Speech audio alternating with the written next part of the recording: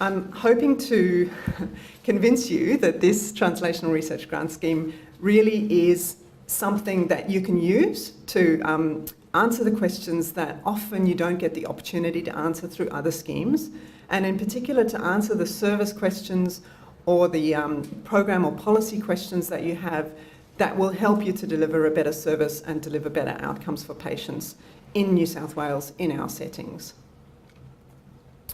And what I really want to strongly convince you of is that this is a great opportunity. It's a golden opportunity, really. This scheme has been designed to meet a need that many other schemes don't meet. It's very pragmatic, practical, and very New South Wales oriented, so it's our own settings, our own services, and that is prioritised, and the system relevance is prioritised for this research.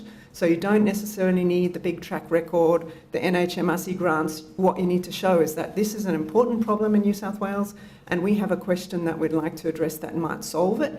And if we do solve it and we show something works, it could work in a range of places. So we've designed an intervention that would work in New South Wales for a range of settings or a range of populations. So it is a golden opportunity, recognising it's up to $1 million per project for just a 2-year research frame. So that's really quite a lot of money for a relatively short period of time for research.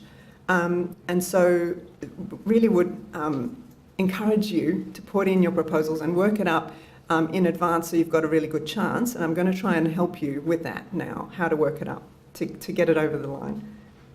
So this is the bit that what it means for you. So in considering should you put in a translational research grant scheme, I think there's 2 main reasons why you should.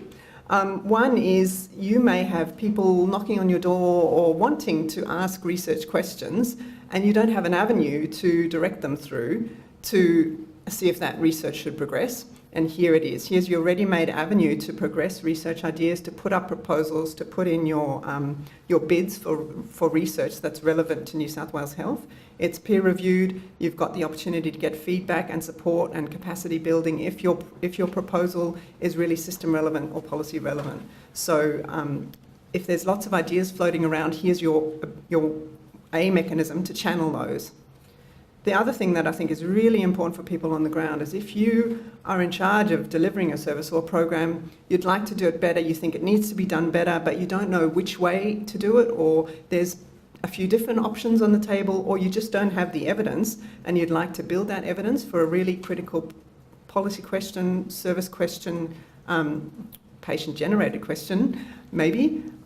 Here again is your opportunity to use it for a very pragmatic research-oriented scheme for New South Wales health settings. So if you have a service that you want to redesign, or you want to do something differently, or you want to add an intervention, any of those might be appropriate for a translational research grant scheme, especially if it's something that could then be taken much more broadly across New South Wales, not just specific to one hospital or one type of setting. So here's your opportunity. Just to reinforce that, in round 1, there was $10 million of research funding made available, and in round 2, there was $12 million available. And unfortunately, not all of it was expended in round 2 because we didn't have sufficient proposals that were system relevant and policy relevant.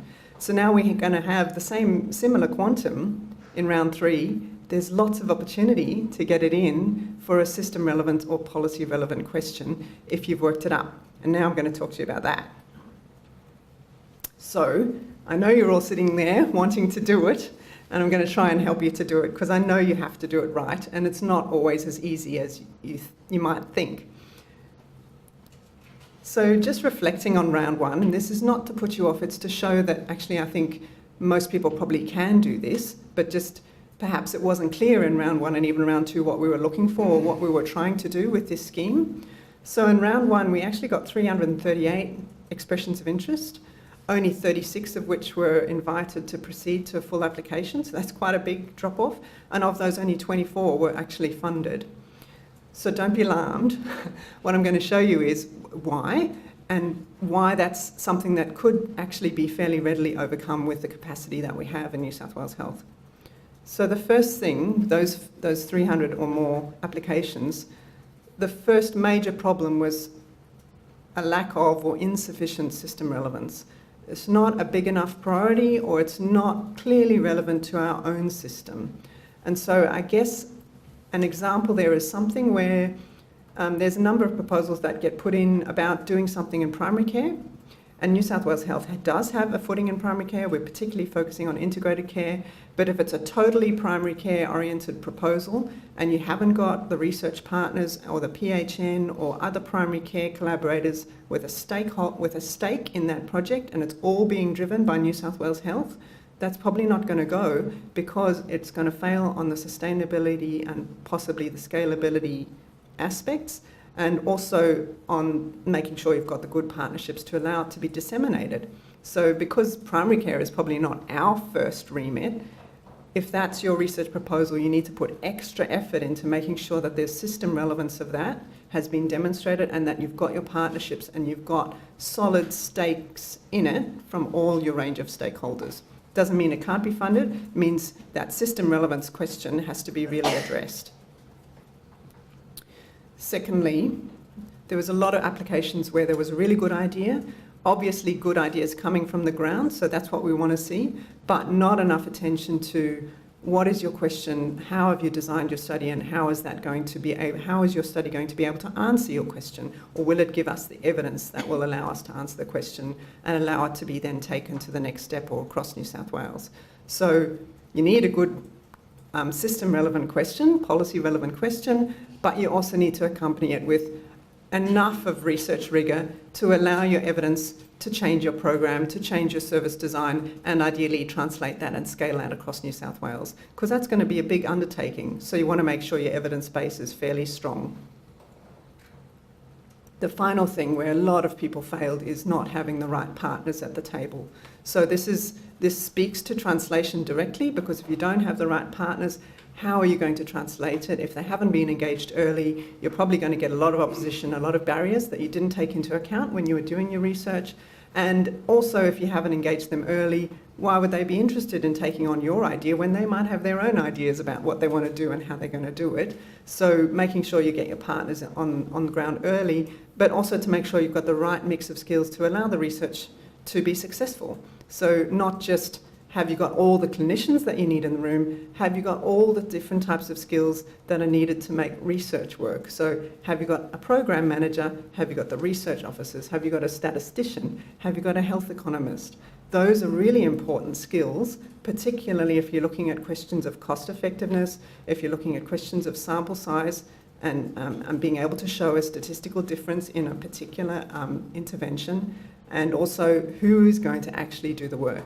Because if you have a whole range of very senior clinicians, but nobody who's going to be driving and doing that research, you've got a risky research project.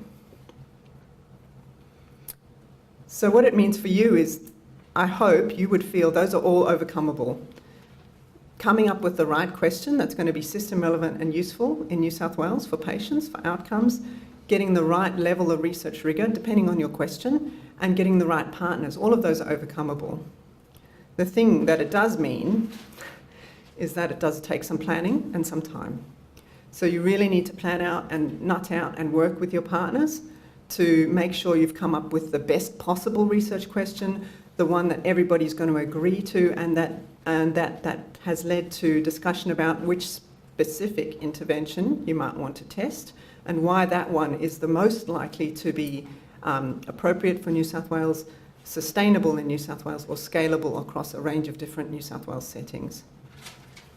And that in particular means you need to take the time to bring all the partners to the table.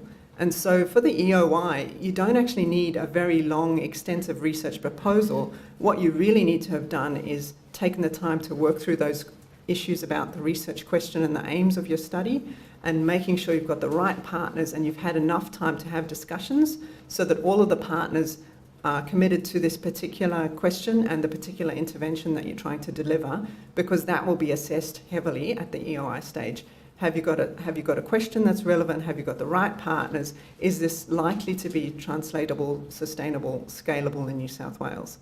You don't need all the detail of all the measures and the outcomes and all the rest of it, But you do need to have enough information to show that there's potential for New South Wales, it's relevant, you've got the right partners, and it's likely something that could be taken all the way to a fully translated project. All that means time, but it doesn't mean time nutting out by yourself, it means time talking to a range of people. So planning is really important. So I would suggest reviewing your service delivery priorities on the ground. Where are the evidence gaps? What is it that you need to know to deliver better services or deliver better programs or change the way you're doing things to get better outcomes for patients? And then at that stage, identifying your interested stakeholders. Who would be interested in partnering with you?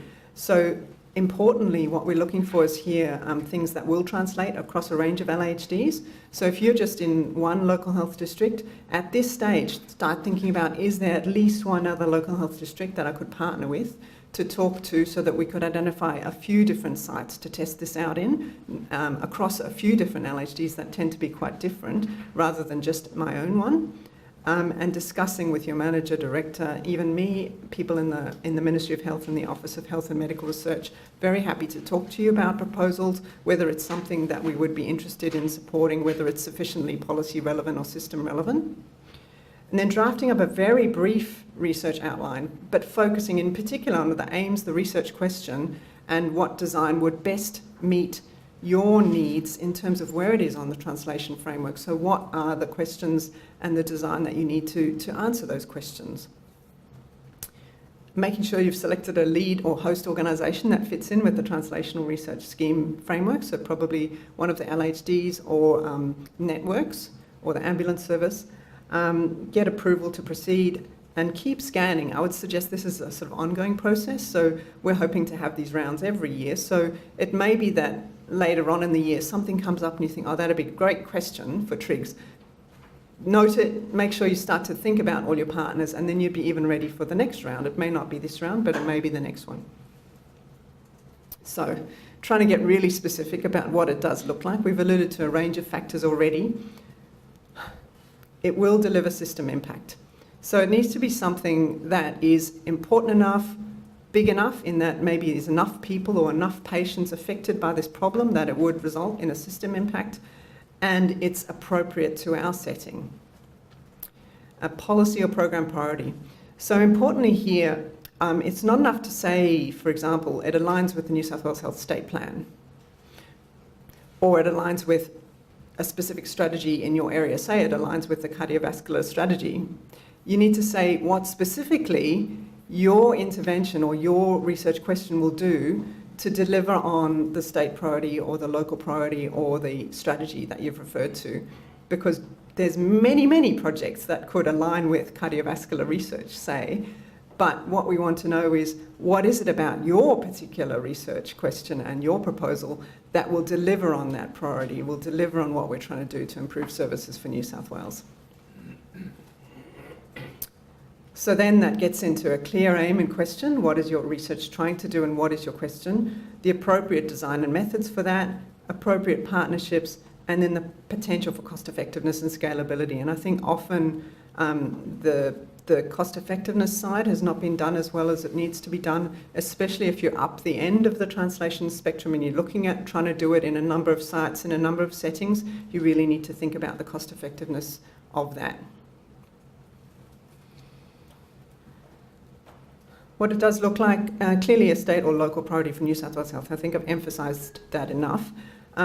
Strong partnerships with key people and agencies, making sure that, for example, ideally more than one LHD is involved, that you have a pillar agency, whoever it might be, that's appropriate, either the ACI or the CEC or ambulance or one of the others, even the Ministry of Health, particularly if it's policy relevant question, making sure you've got the Ministry of Health and the right mix of skills, so the researchers need to include a health economist, a statistician. Those are the ones that are often left off. Framed correctly. So I've already alluded to the whole translational research framework, but this is the quick overview of that again. Does the question align with where your research proposal is at? And then scalable and transferable. So a clear intervention able to be replicated. So there's lots of proposals that we get where you want to do something, but it's not clear what it is that you want to do. And that's a problem in terms of being able to fund it, because it means that we're not sure what it is that you want to do. So we don't know, is it likely to be transferable? Is it likely to be scalable? We're not quite sure what it is that you want to do. So be very clear about your intervention. What is it? Who's delivering it? What's the purpose of the intervention? Is it education intervention, or is it actually service delivery? How much is it likely to cost? Giving us that sense of, is it something that's going to be delivered by routine, so normal staff in the normal ward, or is it something that you're going to bring in a special person to deliver, or is it going to be delivered only through education, or is it going to be delivered through part of normal care? And then all of those details will allow us to determine if it's going to be able to be replicated elsewhere. Because if it's something that relies on special people being brought in, immediately that means much less likely to be able to be replicated, versus if it's relying on the normal processes of care and the normal staff who deliver care to do something a little bit differently, but it's fundamentally the same system, the same staff, the same sort of mechanisms that we have, that's much more likely to be able to be replicated. And then importantly, the potential for cost effectiveness. So I guess in my mind, there's 3 different types of interventions you could do. One is we're going to stop doing something that we have been doing for a long time because you don't believe it's really very effective, and we want to build the evidence and show that, and that would be great. We don't tend to see a lot of that. Clearly, if you're going to stop doing something and you can show that it's at least you get the same outcomes, it's easy to show cost effectiveness because you're just stopping doing something, but that's one category. The next category is we're going to do something using the same staff and the same resources, we're just going to do it a bit differently. And so that needs to just show at least the same costs as your existing process, but with better outcomes or better experience for patients. But then the third one, which is what a lot of proposals fall into, is we want to do something better and we're going to need more resources to do it. If you need more resources to do something, you're probably going to be able to do it better, but are you going to be able to do it cost effectively? And so if you're doing that third category, we want more staff or more money or more something to do a better service, that's where you really need to focus on cost effectiveness. So it doesn't mean that it can't be done or can't be funded. It can be. There are certainly circumstances where it would be justified to invest more resources, but if that's the category of research you're looking at, you really need to bulk up on your cost effectiveness side. Because if you want to translate it across the whole of New South Wales, we need to be really sure that this is going to deliver. So good research design and methods. So the important thing here is that it needs to be good enough and strong enough to generate the evidence we need to change the policy or change the practice. So that means we don't necessarily need a randomised controlled trial. What we do need is something that's strong enough to justify the change. And if you're looking at a feasibility study, what we need is you've picked enough different people to test it with that we can be confident that it's feasible and it's acceptable. If you're doing effectiveness, we don't necessarily need an RCT. What we need is to make sure you've answered the implementation questions that say, we know this can work. What we want to know is, does it work and how does it best work in New South Wales? So what would support people to continue to do this intervention over time? How do you best convince them to change their practice? Because practice change is really hard. How do you demonstrate that it's something that's appropriate in your translated or scaled up settings as opposed to just your small place that you started with? How do you demonstrate that you can get the data to support that? So again, it's not about NHMRC type research rigour. It's about, have you done the necessary research to make sure that the research evidence you generate will be sufficient to answer the question? The thing, though, that often we do need here to justify policy or service change is an objective, measurable, objective outcome, rather than something that relies on self-report or non-representative sampling type surveys. We really need to make sure that it's strong enough that you could front up to a senior executive in your organisation or the ministry and say, I really believe that we've got the evidence here to justify the change. is it achievable and good value? So I guess there's a lot of good proposals or good ideas with a real potential, but they put up, people put up examples of interventions that are not really achievable because they will require a whole range of different staff that we don't have readily available to us in New South Wales. Like if you wanted to do a cardiovascular intervention that improved people's cardiovascular health, and you say we're going to set up a clinic that involves an exercise physiologist and a psychologist and a counsellor and maybe a dietitian to follow them up for a long time, how is that going to be really achievable in the New South Wales health setting and context when that involves a whole range of staff that we don't have a lot of those staff everywhere, and it also involves a lot of money? So is it achievable in terms of could you really do that, and is it achievable in terms of being sustainable as a model for New South Wales? And is it likely to be good value? Is it really, are people going to come up to a face-to-face kind of clinic type intervention to do something like that over time? Many studies have, well, many services have shown that people don't tend to come more than once or twice to a face-to-face clinic, or it's very hard, or there's transport issues or other accessibility issues. That whole model may not be the best model. So then when looking at the research rigour, there is this detailed document up on the website to help you have a look at designing your study to meet your research question. And the main point here is if you're a service delivery or policy person or clinician on the ground, the thing here is this is what the researchers should contribute. This is where you get your research partnerships to assist you with the research design and the rigour that's appropriate to your question. If you're the service delivery or clinician or program policy person, make sure you've got the right question, that it's relevant to your setting or your program, and you ask the researchers to assist you with getting that question designed up so that you've got enough rigour to support your question. So being a bit more specific again, it's kind of the converse of what I've already talked about, but I think sometimes helpful to talk through the things that don't always get over the line because there's a problem. So I think people get very enthusiastic about these proposals, and lots of people want to participate, and then you get this long list of partners, all of which have often the same skills. So you might get a project focusing on emergency departments which has 15 ED clinicians, no statistician and no health economist, for example.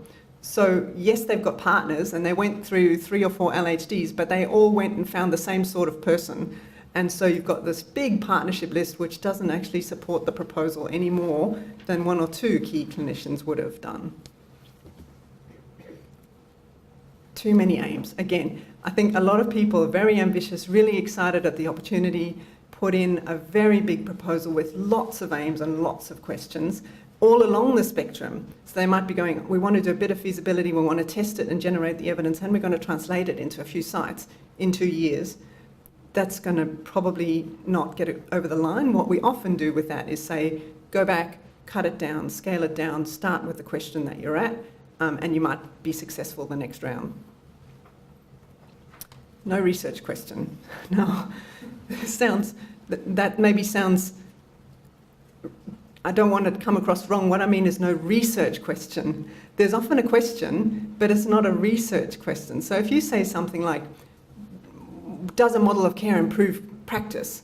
You go, well, we really think models of care do improve practice. Does your model of care improve practice in your setting for your type of patients? What it is about?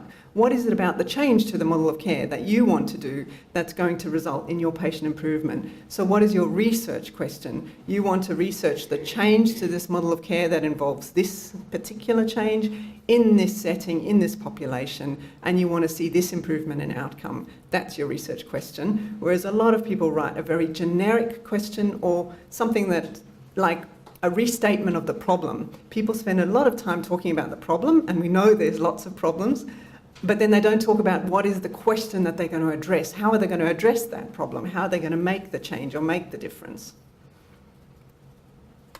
So then, again, lots of ambitious projects, lots of really good ideas, but things that won't result in a service delivery change or improvement or outcomes for patients. So things that fall into this category, and you need to be very careful about framing it so that it is a service delivery or will result in service impact. Things to be careful about are things like screening interventions, where screening is great, but if you don't do the next step after screening, so what is the referral pathway?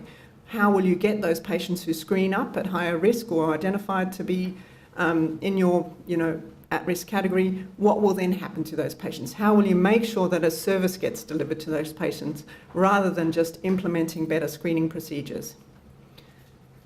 Similarly, if you're looking at training, so training is something that's really important to result in improved outcomes for patients, but if your intervention only focuses on training and doesn't look at how that training will result in that improved service delivery, probably not enough of a focus on improved outcomes for patients. So it doesn't mean it can't be done. It means that maybe the training is one part of an intervention that will result in an improved outcome for patients. Similarly, there's lots of things about computer algorithms or apps, app development that might result in services for patients, but you would need to be very clear about how that change in a computer algorithm or process flow would result in an improved outcome for patients, rather than just for the sake of that because we think it's better. And so I think I've talked a lot about how we want this to be translatable. If it's a very small, limited population group or it's a very niche issue, it may not be appropriate for a translational research grant. Try and think about how you could generalise your intervention or make it appropriate or relevant for a bigger group or more people across New South Wales. So if it's something, for example, that would only work in a highly specialised setting, or it would only work in a very small subgroup of patients, then probably less relevant for this scheme, may be relevant for other schemes. Working in isolation. So we do have a few proposals that come in where it's only one or two researchers putting in the proposal, and they have a very niche area of expertise, but they haven't reached out to enough people to allow this, even if it did demonstrate value, to be translated. You really need to work with a range of partners. Unclear interventions. So I think people fall into the trap of knowing what's in their head, but they haven't clearly specified it in the proposal what it is that they're going to do. So with an intervention that's going to change a model of care, for example, how are you going to change it? Who's going to deliver it? Where are you going to deliver it? Who to, how often, in what circumstances? That's the level of detail we need about the intervention. It can't just be, we're going to deliver a group-based program. Well, once a year, once a week, how often? What does it really mean? What does this intervention really look like? And this is an area to be very careful with jargon, because again, a lot of people, they're embedded in their specialty area, they know what they're talking about, but for anybody on the outside, we don't know what you mean. So you need to use plain language, plain English, what it is that you're going to deliver, where, for whom, how often, using what type of people, what type of staff. And the other trap here is that people want to use this as research to develop up an intervention model. That's probably not going to be suitable for a translational research grant. You need to do that work first, come up with an intervention model that's very clear that we can then assess to see that it is appropriate and potentially scalable and translatable. If you haven't done the work to define what your intervention is yet and you want to use this to do that, it probably won't get across the line because we can't assess if it's going to be appropriate because we don't know what the intervention is yet. So it's kind of, some of that preliminary work has to be done first. If you're at a process where you need to consult with your community or consult with your population groups about what's going to work, you need to do that work first. I think sometimes, again, people are very keen to pick up on good ideas, but sometimes the evidence base for those good ideas is so limited or a little bit tenuous or only really has been done in an overseas place, or very different setting, very different population group, and you'd either need to look at a feasibility or appropriateness question first, or do something to build up that evidence base first to make sure that it's sufficiently likely to be useful or have impact in New South Wales. Something without a clear rationale. So what I mean there is there's often lots of good ideas, lots of different ways you could do something, lots of different interventions you could design, lots of policy change you could put in, you could do lots of different things. Why have you selected this thing to address this problem? So let's say, again, let's focus on cardiovascular disease. You want to improve the rates of referral to your specialist program, and you're going to build an app. So why did you choose building an app when, say, we're a New South Wales Health Service, you could have partnered with all of the groups in the LHD that see patients with cardiovascular disease to improve referral? Why is it that you think this intervention is better than all the other things that could be done? And also trying to bear in mind that New South Wales Health is a really big system. There's often many, many different things being done all at the same time. And to try and to demonstrate that you know the other things that are being done, why you think this might be the best one, and why you think it might have additive value or be able to integrate into our health system better than other interventions that might be being considered. Because ultimately, if it can't integrate, it won't be sustainable or scalable. If it's something too standalone, it's too unique as an intervention, it doesn't fit in with a standard sort of service delivery model, it requires too much change to too many places, then it may not get over the line for a proposal. Now, I've alluded already to jargon and research terms. I think this is sometimes the case where the proposal's been put in mainly by a research group. It becomes very research-focused, research-led, and it's very difficult from the other end to understand what it is that you're going to do. Just be very careful with making sure that your proposal is very plain language, very straightforward. Just be very clear about who, what, when, where, why, and don't use any kind of jargon. So that also is a purely researcher-led problem where it focuses very much on the research, gets great research design, but you fail on the system relevance or the policy relevance or appropriateness to the New South Wales health setting. So I'm trying to make sure you've got that balance between clinical service delivery on the ground, people who really know what's going to work, and the researcher focus, which will be very good on the research side, on the rigour side, but may lead you a bit astray with ideas or interventions that are not going to translate well. And then the final thing is often we are looking for research. Genuine research generates new evidence or shows new things about how to do something in our system. There's less appetite for funding for things that are really essentially evaluation of an established program or a way of doing things. You're not planning to change something about what you're doing. You're not planning to research a change to an intervention or service delivery. You just want to evaluate what you have been doing. And that's probably not the research that we're looking for. So just being very specific about statements to avoid. This is an example of jargon that comes up a lot. This is real, what people have put in their proposals, and it's the kind of thing that conveys no information to the reviewers about what it is that you want to do. So don't use those terms, just describe in clear, plain language what you want to do. Be very clear, be careful about saying things are cost neutral, because very often things are not cost neutral. If you want to get more funding for staff or resources that need to be funded ongoing, don't say that's cost neutral. Be very clear that you're looking for additional resources and you're going to focus on the cost benefit or cost effectiveness of your intervention. Just be upfront about it. Something also we recognise, self-reported measures are always much easier to get than objective measures, but quite often to allow us to get the sufficient evidence to change policy or practice, you need objective measures. So it's not enough to say it's too hard to do objective measures. You really do need to make all efforts to use objective measures. If you have to, limit down the number of measures, the number of objective things you're going to measure, but make sure you get at least one or two really hard, solid objective measures that can be supported by some self-reports, supported by some other environmental scanning, supported by practice change assessments, any of those, but there has to be a core of evidence that this will really result in an objective, measurable outcome. And then the other thing I've already alluded to, just trying to do too much all at once, being too ambitious, saying we want to test feasibility, acceptability, efficacy of our special new intervention in 2 years. that's too much. And so you really need to cut it down, pare it back, be a little bit ruthless about how much you can genuinely achieve in a research project in just 2 years.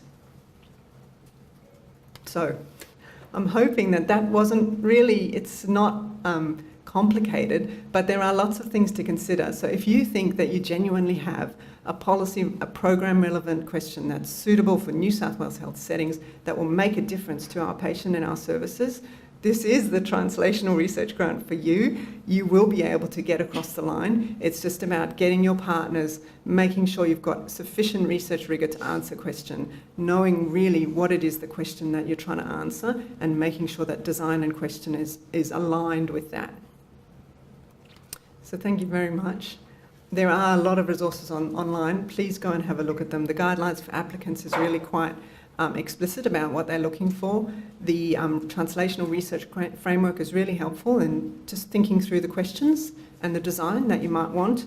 And there's a range of other documents up online. So thank you very much.